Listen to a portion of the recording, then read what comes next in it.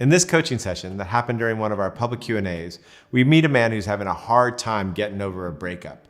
And he discovers that the thing that's keeping him from getting over the breakup and the thing that got him into the breakup in the first place is the same thing. So I recently went through a breakup. That was, I think, largely my fault. And I'm struggling. I feel like I betrayed myself and I was not authentic in myself. And I was someone totally different. And now going into this post breakup world, I'm just like so mad at myself and I don't know how to forgive that person that I was, and kind of move on. How often do you blame yourself? How often is it your fault?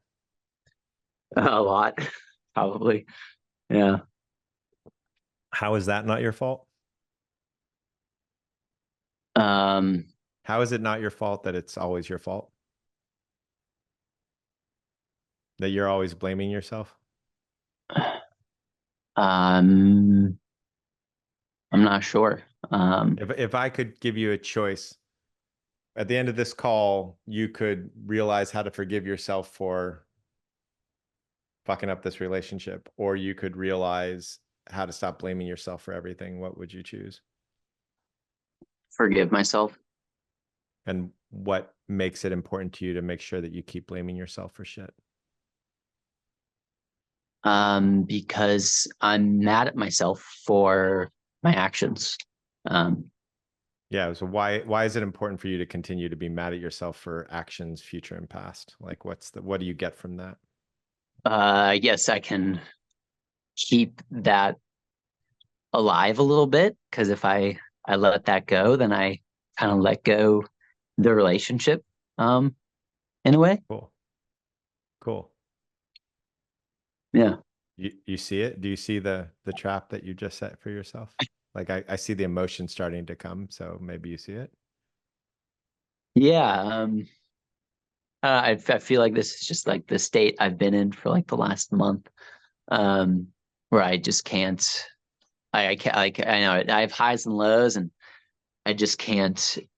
Hold on. I don't want to let it go because I still want to be in that relationship, but because of my actions, I hurt my partner, and she left.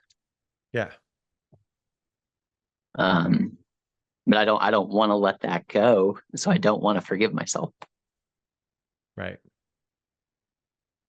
So when you don't forgive yourself generally in life for other things, or when you blame yourself and don't forgive yourself, is that always an action of trying to hold on? Or is there other reasons you do it? Um, yeah, I suppose, and maybe I also tend to like, like ruminate on things like, oh, that's what I should have said. And Yeah.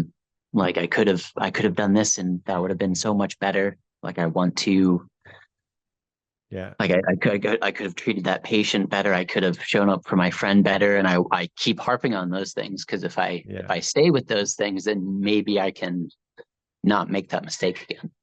Yeah. How much of your betrayal of her, that the way you treated her poorly, is because of that rumination?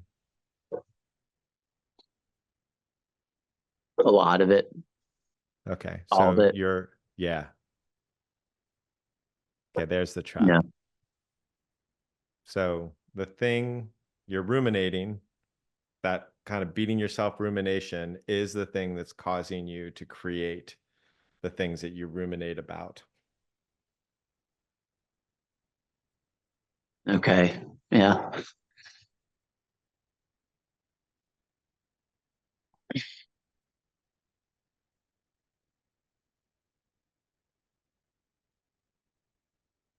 Kids, when you have a kid and you shame them for being naughty, it's the best way to make sure that they're going to be naughty in the future.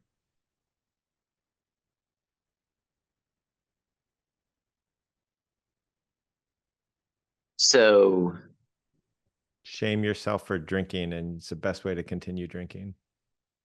mm,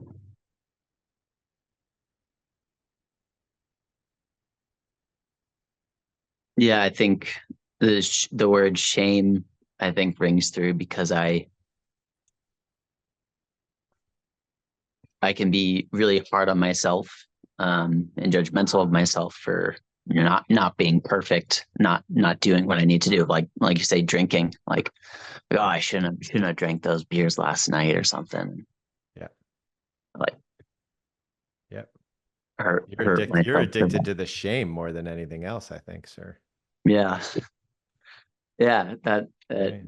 That feels right. Yeah, just And stop for a second. Get out of your head for a second. Go to your heart. Go to your gut. Right. Addiction means that like in drinking, you're drinking and it's destroying your life and it's destroying your relationships. In your case, it's shame.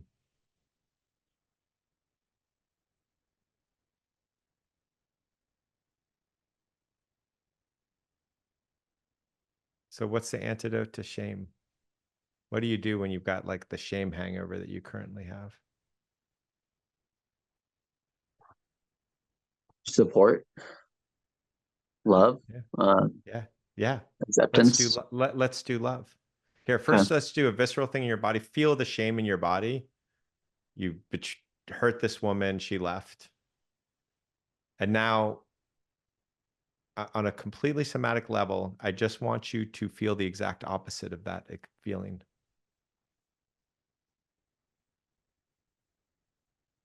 That's hard. Yeah, but you started, man. I saw it. Your chest raised. You started to feel that love. I saw it.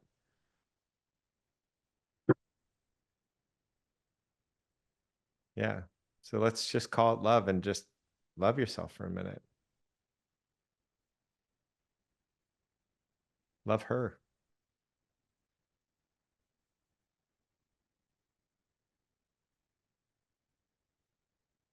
Yeah. You're allowed to cry. That's part of love.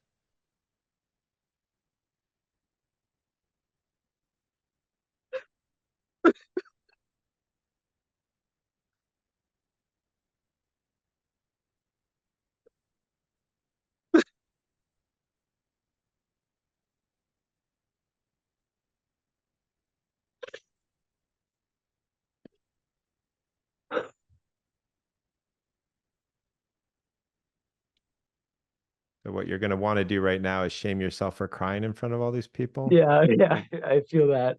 Yeah, I saw it. Fuck that. Look at everybody. Look at me and love me. Love yourself. This is the antidote to your shame addiction. Yeah. See that I'm loving you. Look at the other faces. See that they're loving you right now or in awe of you or check them out. The shame is like fucking, it's your matrix. It's not even true.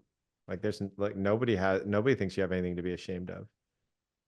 I mean, there might be one person, but that's because they're a shame addict too, and they're don't like their own tears, but that's irrelevant. Yeah. That's Yeah. that's that's the work. You said you're a doctor. Did I hear that?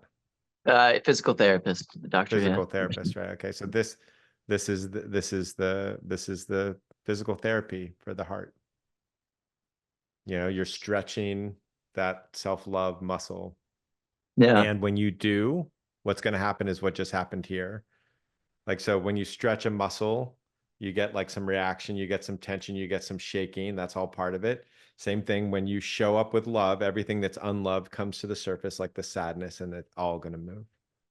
So think of it just like physical therapy. It's like 15 minutes a day, I'm coming in, loving myself, loving that shame. Then Yeah. whatever happens, happens. Yeah, I don't think I think this experience has really cracked that open, and I'm struggling and managing all that. But yeah, it's a lot to feel that. And um yeah. The only reason you're managing is for shame. Okay. If you're loving yourself, what do you have to manage? It's a question. Love yourself and see what there is to manage. Okay. No, I'm asking a question. If you love Yeah. yourself right now, what's there to manage? Nothing. Yeah. Yeah. Just can kind of be. Yeah. Yeah. Thank you. You're welcome, man. Pleasure.